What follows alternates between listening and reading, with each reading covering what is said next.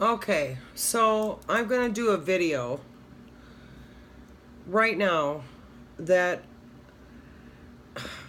I don't even know where to begin, okay? I have this arm. Everybody knows I have a broken arm. I feel like I'm getting like really bitter. Just completely bitter because nobody helps me anymore. I mean, you know, they're sick of it. Excuse me. They're tired of it. They don't want to take me to the store. They don't want to do anything at all. I just had to drive to a store to get some food because essentially, I'm starving to death. So I went to the store and got some food to try to make for supper tonight, which I have to do myself because there's not going to be anybody to help me do it. And as I pulled in the drive, my neighbor that is just, absolutely adjoining my drive, actually right now, he's outside grilling some food. Now, I ask you, how hard would it be for him to grill an extra hamburger or hot dog or something and bring it over to me and say, hey, Mary, would you want to eat this? But he watched me pull in the drive and didn't offer any.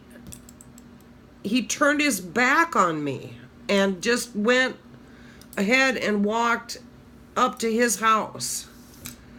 So they are not going to help me. I had physical therapy this morning, which went, kind of okay.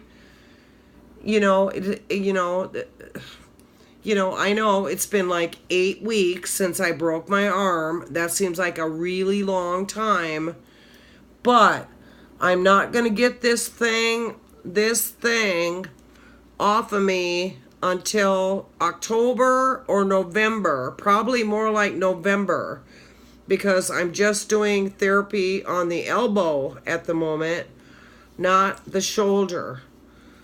The break is still up here and active, more or less. It's still healing. There's a 9-inch rod in there with a couple of screws.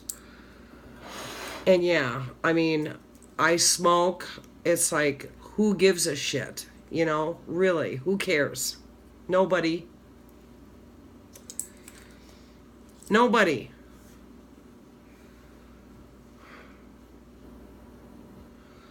I don't know what the answer is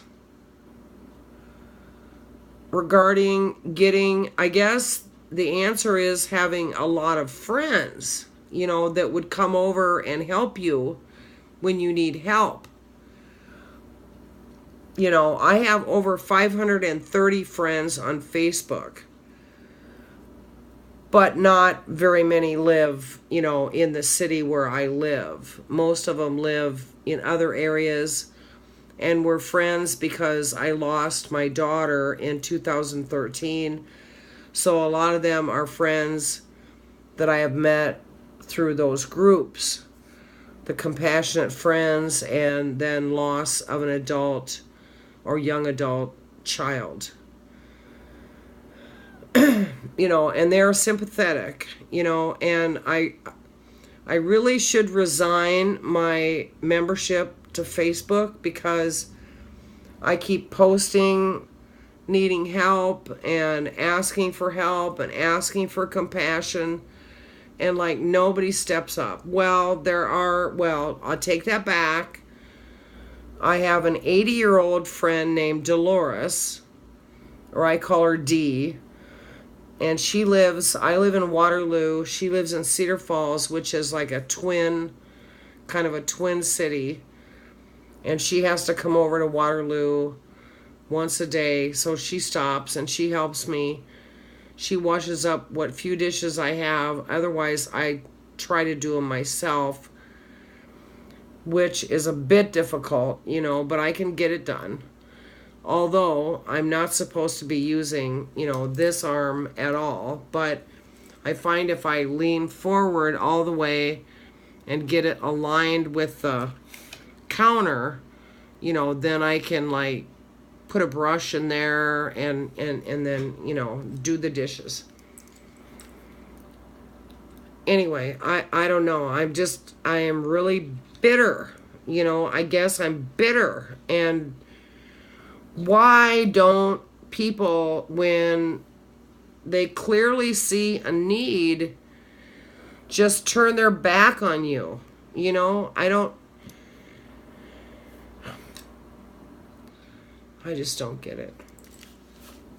I don't get it. I mean, if somebody had this shit like strapped to you, this thing going around here, this thing around your neck, and every night you got to go to bed, you got to put this cloth in here because this thing here cuts into your skin at the top of your arm.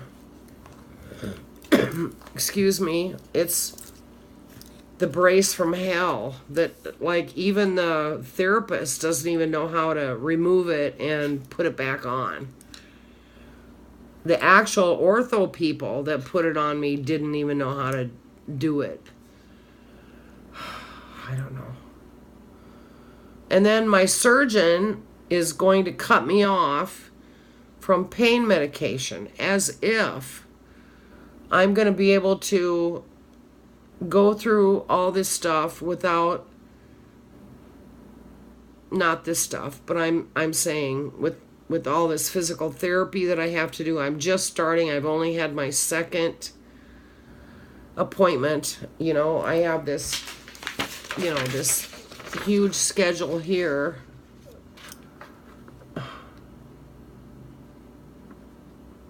I mean, that's just for the elbow. And then after that, then I have it for the shoulder. So it's going to go on until like November. And my granddaughter is not here because she's on vacation with her father and his significant other. So she's already told me that a 15-year-old doesn't want to take care of their grandma past 2 weeks. After 2 weeks, that's it. You know, a 15-year-old, you can't expect them to take care of their grandma after 2 weeks. Sorry, I have to take a drag on my cigarette, even though I'm a small cell lung cancer victim. I don't really fucking care.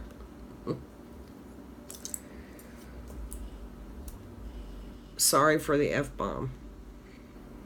But at this point, I really don't care. So I've made several videos on how to cook.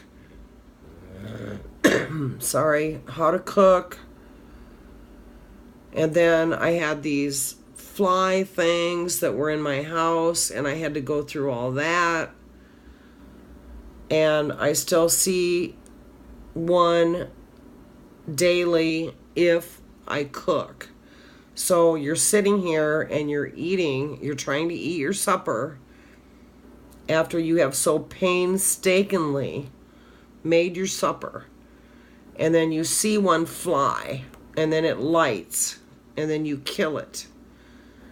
And it's like you have to hurry up and eat as fast as you can, because they might get in your food or they might get in your mouth. You know, when I go to bed at night, that's like a huge ordeal. And I already have a video about how difficult that is.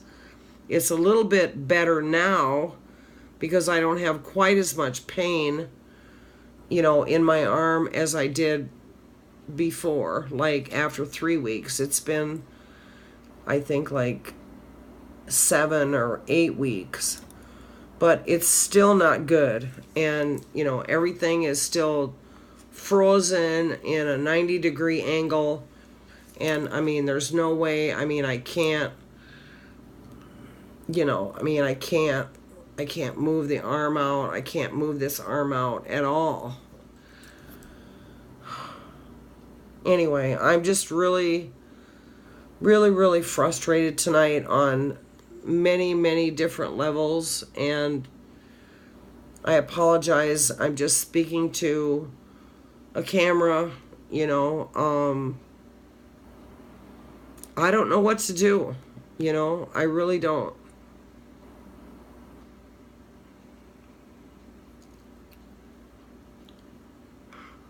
I don't know what to do.